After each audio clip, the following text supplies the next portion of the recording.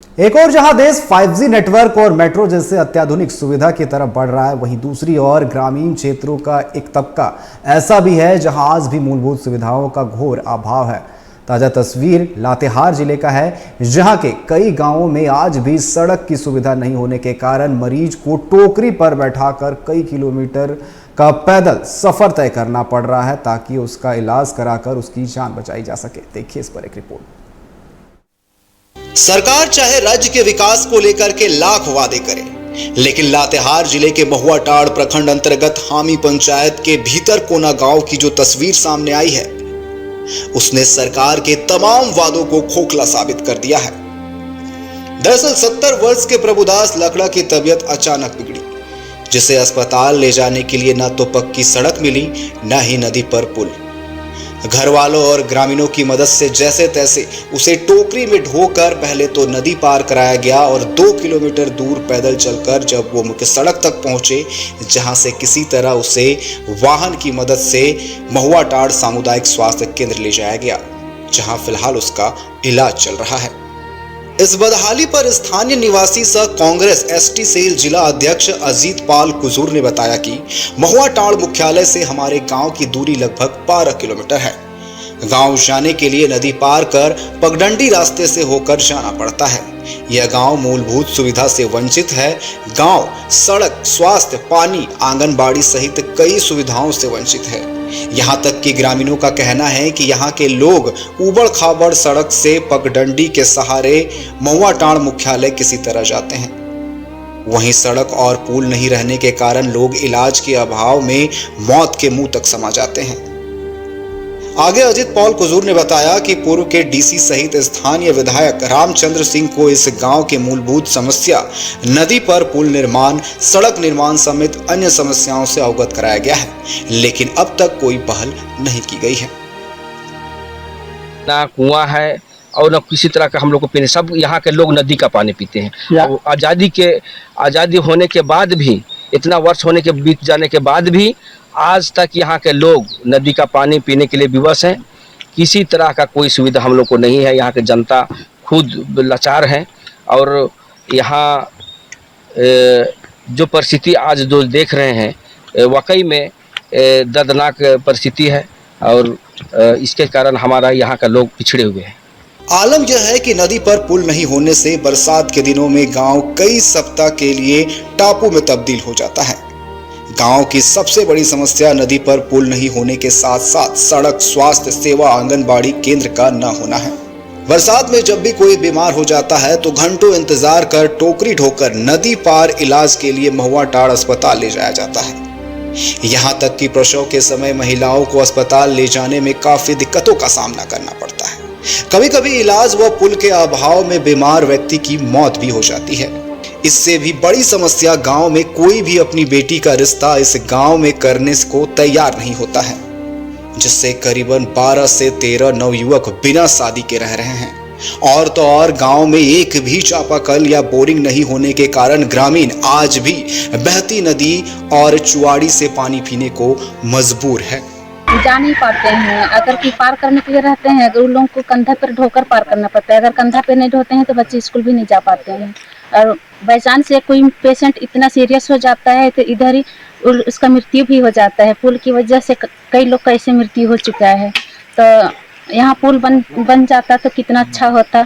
नदी के कारण हम लोग के लिए बहू नहीं दे रहे हैं। सबसे बड़ी समस्या लड़का लोग बहू के कारण हम लोग ऐसे ही पड़े हुए हैं। अच्छा। और स्कूल पढ़ने के लिए भी हम लोग की तरफ निरक्षर ज्यादा हो जा रहे हैं, क्योंकि ना नदी है, सब दिन नदी। अच्छा, तो हम लोग ज्यादा बारिश हो जाता होगा तो बच्चे लोगों को क्या समस्या आती होगी स्कूल आने में? स्कूल नहीं जाने पाते हैं। अगर हम लोग पार होने लायक रहता है तो हम लोग कंधा में उठा के उन लोग को लाते हैं। अब देखने वाली बात होगी कि आखिर कब तक हामी पंचायत के भीतर कोना गांव के लोग ऐसे ही मूलभूत सुविधाओं के अभाव में जीने को मजबूर रहेंगे और कब तक टोकरी में मरीज को लेकर अस्पताल लेकर जाते रहेंगे। टीवी 45 के लिए रुपेश अग्रवाल की रिपोर्ट। और इस पर अधिक बात करने के लिए हमारे साथ लातेहार से संवाददाता रुपेश अग्रवाल हमारे साथ जुड़ चुके हैं। रुपेश, हामी पंचायत के भीतर कोना गांव के लोग जिस बदहाली में जी रहे उसकी तस्वीर जो है काफी डराने वाली है। जिस तरीके से टोकरी में मरीज को अस्पताल ले जाया जा रहा है, ना तो सड़क है ना ही नदी पर पुलिया है। कहीं ना कहीं वहां के जनप्रतिनिधि क्या कर रहे हैं और जिस तरीके से बदहाली में लोग जीने को मजबूर हैं। बिल्कुल अनिकेत, ये कोई बहुत नई बात नहीं है। आप हमेशा देखने को मिलते जहां पर लगातार ऐसे लातेहार के मामले आ रहे हैं। एक और जहां देश 5G नेटवर्क मेट्रो जैसे कार्यों की चर्चा कर रहा है, परंतु उन सब के बीच ग्रामीण क्षेत्रों में एक तबका ऐसा भी जहां आज मूलभूत सुविधाओं का घोर अभाव। वहीं दूसरी ओर लातेहार जिले के कई गाँव में आज भी सड़क की सुविधा नहीं होने के कारण मरीज को टोकरी पर बैठाकर कई किलोमीटर पैदल का सफर तय करना पड़ रहा है ताकि उसका इलाज कराकर उसकी जान बचाई जा सके। ऐसा ही मामला एक लातेहार जिले के महुआ डाँड़ प्रखंड अंतर्गत हामी पंचायत के भीतर कोना गांव निवासी प्रभुदास लकड़ा उम्र 70 बीमार हो गए थे, जिससे शुक्रवार को घर वालों ने ग्रामीणों की मदद से टोकरी में ढोकर इलाज के लिए 2 किलोमीटर पैदल चलकर नदी पार कर मुख्य सड़क तक लाए गए, जिसके बाद मरीज को इलाज कर उसकी जान बचाई गई थी। ये आप देख सकते हैं तस्वीरों में कि ना उस गांव में सड़क है ना ही पुल है और लोग पगडंडी का सहारा ले रहे हैं और आज भी सिस्टम पूरी तरह से खाट पर है। तो बिल्कुल दुर्भाग्य है कि आज भी उस क्षेत्र में इतना आजादी के दशक के बाद भी कई मूलभूत सुविधाओं का आज भी वहां पर कमी है, जिसके चलते आज भी लोगों को इस कठिनाई का सामना करना पड़। अगर बात करें तो उस पानी में देख सकते हैं कि कई ऐसे लोग हैं जो पानी में चल के आ रहे हैं और अगर कोई बाढ़ अगर आ जाए, कोई अप्रिय घटना हो जाए तो इसका आखिर जिम्मेदार कौन होगा। एक तरफ ऐसे लगातार विकास की बातें सरकार करती है, दूसरी ओर देखा जाए तो आजादी के दशक के बाद भी उस क्षेत्र में आज तक कोई भी मूलभूत सुविधाएं जैसे पानी की हो, चाहे सड़क की हो, चाहे आंगनबाड़ी की हो, वहां पर कोई भी किसी प्रकार की कोई सुविधा नहीं है। तो जरूरत है ऐसे मामलों पर भी सरकार और प्रशासन थोड़ा ध्यान दे और इस पर पहल करनी चाहिए। और आपको बताते चले कि लगातार ऐसे मामले आ रहे हैं। हाल के दिनों में महुआ डाँड़ प्रखंड में ही एक खाट पर इलाज के क्रम में एक महिला की मौत हो गई थी, जिसके बाद इस खबर को प्रमुखता से कई मीडिया संस्थानों ने दिखाया था, जिसके बाद उस जगह पर सड़क बनाया गया। लेकिन ऐसी घटना पहले ना हो इसके लिए सरकार प्रशासन क्यों नहीं पहल करती? कोई घटना घटने का इंतजार करती है कि इसके बाद उस गांव में कोई पहल होगी? तो जरूरत है कि वहां पर भी थोड़ा ध्यान दिया जाए। जी रुपेश, लेकिन जनप्रतिनिधि क्या कर रहे हैं? जिस तरीके से बताया जा रहा है कि अगर बरसात में 2-4 दिन लगातार पानी अगर गिर जाए तो पूरा गांव टापू में तब्दील हो जाता है। कहीं ना कहीं जनप्रतिनिधि तो यहाँ पर आते होंगे, जनप्रतिनिधि क्या कर रहे हैं इसको लेकर के? बिल्कुल कहना बिल्कुल सही बात है कि जब बाढ़ आ जाती है तो जब पानी पूरा जब तेज रफ्तार में चलती है तो वहां पर लोग गांव में वहीं पर ठहर जाते हैं। अगर किसी को इलाज करने की जरूरत हो तो वहां पर सही से लोगों को समय पर कुछ भी नहीं मिल पाता। जहां तक बात रहा जनप्रतिनिधि की, तो आप जानते हैं कोई ऐसे मोदी जी के नाम पर वोट मांगते हैं तो कोई महागठबंधन के नाम पर वोट मांगते हैं। सिर्फ चुनाव में ही ये नेता फील्ड में नजर आते हैं, चुनाव बीत जाने के बाद कहीं इनके दर्शन होना